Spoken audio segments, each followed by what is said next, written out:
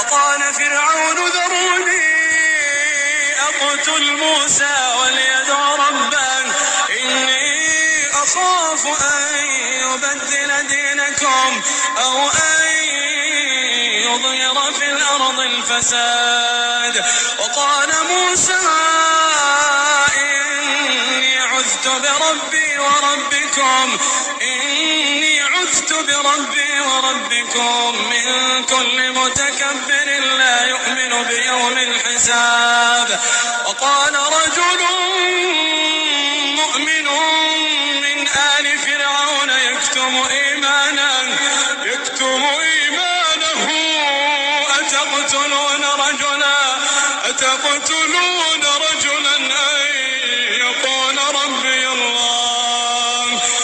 أتقتلون رجلا أن يقول ربي الله وقد جاءكم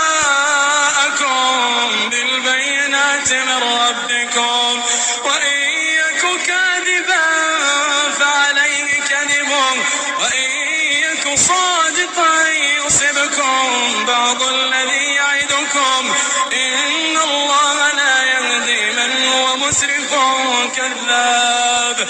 يا قوم لكم الملك اليوم ظاهرين في الأرض فمن ينصرنا من بأس الله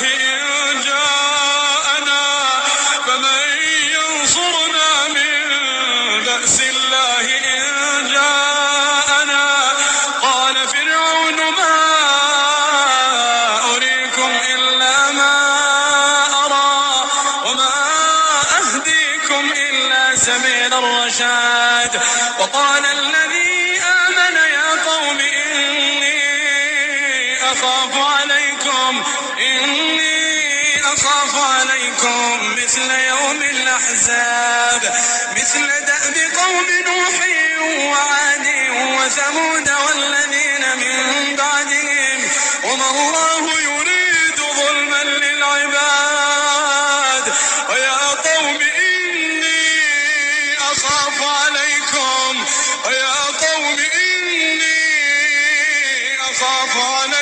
يوم التناد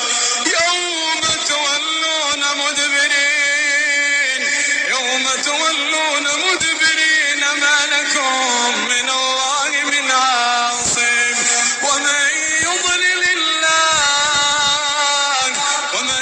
يضلل الله فما له من هاد. ولقد جاءكم يوسف من قبل بالبينات فما زلتم في شك مما جاءكم به حتى إذا هلك قلتم لن يبعث الله من بعده رسولا كذلك يضل الله من هو مسرف مرتاب.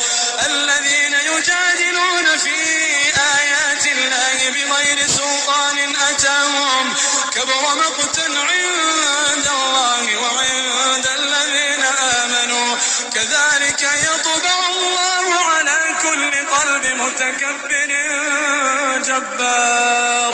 وقال فرعون يا هامان ابن لي صرحا لعلي أبلغ أسباب السماوات فأطلع إلى إله موسى وإني لأظنه كاذبا. وكذلك زين لفرعون سوء عمله وصد عن السبيل وما كيد فرعون إلا في تباب. وقال الذي آمن يا قوم اتبعون أهدكم سبيل الرشاد. يا قوم إنما هذه الحياة الدنيا متاع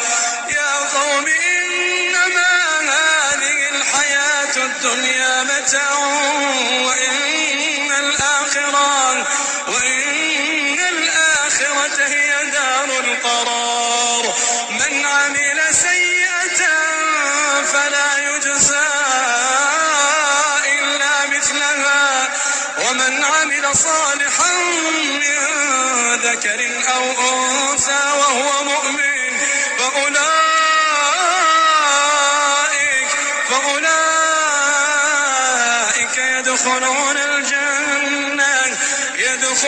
الجنة يرزقون فيها بغير حساب.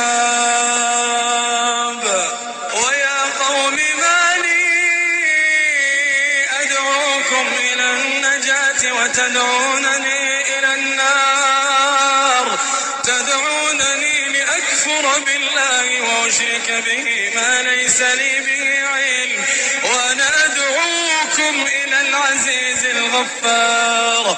لا جرم أن ما تدعونني إليه ليس له دعوة في الدنيا ولا في الآخرة، وأن